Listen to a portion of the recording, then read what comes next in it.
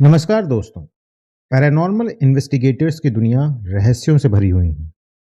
कई कहानी ऐसी हैं जो हमारी जहन में रह जाती हैं। ऐसी ही एक कहानी है एनाबेल डॉल की, जिसे दुनिया की सबसे हॉन्टेड और सबसे कर्स्ड डॉल कहा गया है। हाल ही में इस डॉल से जुड़ा एक रहस्यमय मामला सामने आया है, जिसने फिर से सबका ध्यान खींच लिया डॉल की तरफ। अचानक मौत ने लोगों को हिला कर रख दिया है।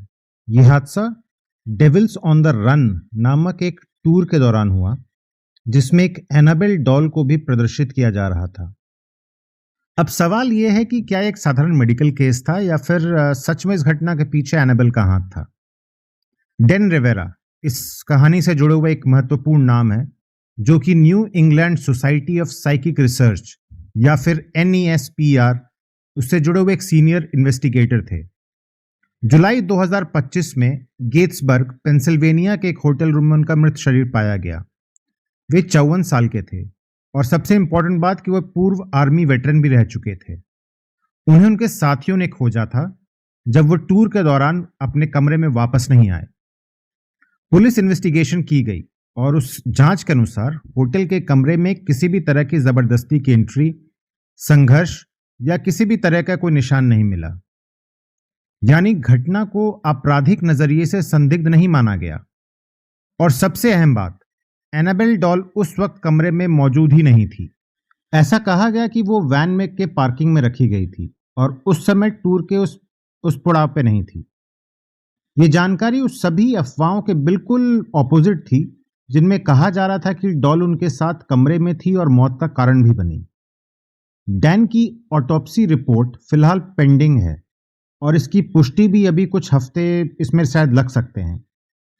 सबसे दिलचस्प बात यह है कि हादसे से ठीक पहले डैन ने अपने टीम मेंबर्स को बताया था कि वह ठीक नहीं महसूस कर रहे हैं और रूम में आराम करने जा रहे हैं। इससे यह संकेत मिलता है कि घटना का कारण स्वास्थ्य से जुड़ा हुआ भी हो सकता है। डैन रिवेरा एक दशक से ज्यादा समय से पैरानॉर्मल इन्वेस्टिगेशन से जुड़े हुए थे।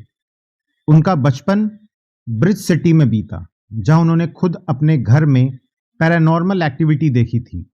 Devils on the run tour में उनका रोल बहुत ही अहम था। इस टूर में एड एंड लॉरेन, उनका जो ऑकल्ट म्यूजियम था, उसके डरावने आर्टिफैक्ट्स को पब्लिक के सामने लाया जाता है, जिनमें एनाबेल डॉल भी शामिल है। खास बात यह है कि डैन ने खुद एनाबेल डॉल को कंटेन करने के लिए स्पेशल क्रेट भी डिजाइन किया था, जिससे यह समझा जा सकता है कि वे इसे कितनी गंभीरता से ले रहे थे। लेकिन जैसे ही उनके डेथ की खबर सामने आई, मीडिया और पब्लिक ने इस हादसे को एनाबेल डॉल के कथित उनका जो कर्ज चल रहा है उससे जोड़ दिया।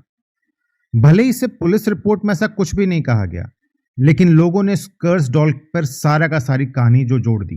ये पूरी घटना ये दिखाता है कि कैसे जब कोई फेमस कर्स्ड ऑब्जेक्ट किसी ट्रेजेडी के साथ जुड़ता है तो लोग तुरंत उसमें एक हॉरर एंगल खोजते हैं, भले ही सच्चाई कुछ और ही हो। अब सवाल उठता है कि आखिर एनाबेल डॉल से लोग इतना डरते क्यों हैं। ये कहानी जानने के लिए हमें एनाबेल की हिस्ट्री जाननी होगी। तो एनाबेल की कहानी 1970 के दशक में शुरू होती है। ये डॉल एक साधारण सी डॉल थी, जिसे एक नर्सिंग स्टूडेंट डोना को उसकी मां ने जन्मदिन पर गिफ्ट दी थी। वो डोना अपनी रूममेट एंजी के साथ हॉर्टफोर्ड कनेक्टिकट में रहती थी।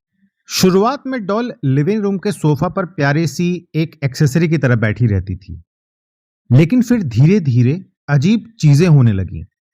डॉल कभी सोफे से उठकर बेडरूम में पहुंच जाती, कभी बंद कमरे में उसकी जगह बदल जाती। फिर उन्हें अजीब अजीब नोट्स मिलने लगे जिसमें हेल्प मी लिखा होता था, और वो भी ऐसे पेपर पर जो उनके पास होती ही नहीं थी। और धीरे धीरे ये पूरी की पूरी जो एक्टिविटी थी वो एक हॉरर एक्टिविटी स्टार्ट हो गई, जैसे खिड़कियों का अपने आप खुलना बंद होना, कमरे का तापमान अचानक से गिरना या फिर बेड का हिलना। ये पूरी घटना देखने के बाद डोना और एंजी ने मदद के लिए एक साइकिक मीडियम को बुलाया।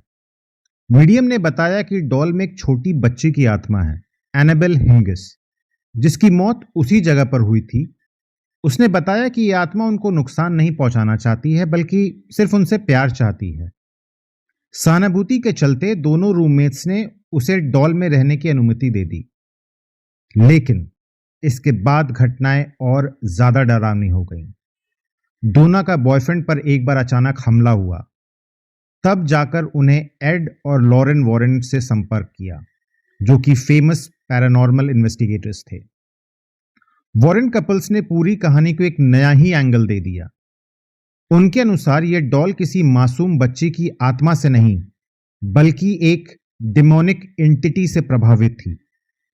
उन्होंने यह भी बताया कि अब यह डॉल एक दरवाजा बन चुकी है, एक ऐसा पोर्टल जिससे शैतानी ताकतें अंदर आ गई थीं। वॉरेन ने एनाबेल को अपने म्यूजियम के एक लॉक्ड ग्लास बॉक्स में रख दिया, क्योंकि उनका मानना था कि अब उसका एक्सॉर्सिज्म भी नहीं किया जा सकता है। इसके बाद इस डॉल से जुड़ी कई घटनाएं सामने आने लगीं, जैसे जो लोग इसका मजाक उड़ाते थे या इसे छूने की कोशिश करते थे, उनके साथ एक्सीडेंट्स होने लगे। एक पादरी जो डॉल पर हंसे थे, उनकी गाड़ी लौटते वक्त दुर्घटनाग्रस्त हो गई। एक युवक जिसने डॉल के ग्लास को टैप कर दिया था, उसकी मोटरसाइकिल एक पेड़ से टकरा गई और उसकी जान वहीं के वहीं चली गई। इन घटनाओं ने एनाबेल को कर्स्ड इमेज को और मजबूत कर दिया, और यही कहानी बाद में हॉलीवुड की कंज्यूरिंग यूनिवर्स में तब्दील हो गई। तो ये थी कहानी एनाबेल डॉल की। अब वापस हम बात करते हैं डैन रिवेरा की। तो उनकी मौत बेशक एक ट्रैजिक घटना थी, लेकिन जब तक मेडिकल रिपोर्ट ना आ जाए तब तक उन्हें डायरेक्टली कनेक्शन एनाबेल से करना आई डोंट थिंक करेक्ट होगा। हाँ, लेकिन ये जरूर है कि उसी समय एक टूर पर थे जिसमें एनाबेल को पब्लिक के सामने लाया जा रहा था, और इस वजह से उनकी मौत को एक हॉरर एंगल देना आई थिंक थोड़ा सा अट्रैक्टिव भी लगता है। कुछ रिपोर्टर्स के अनुसार एनाबेल अब वापस वॉरेन म्यूजियम में बिल्कुल सुरक्षित है। हालांकि इस बात की कोई ठोस सार्वजनिक पुष्टि नहीं हुई है, लेकिन कई सोर्सेज यही दावा कर रहे हैं। तो अब फैसला आपके हाथ में है। क्या आप मानते हैं कि एनाबेल डॉल की वजह से डैन रिवेरा की जान गई?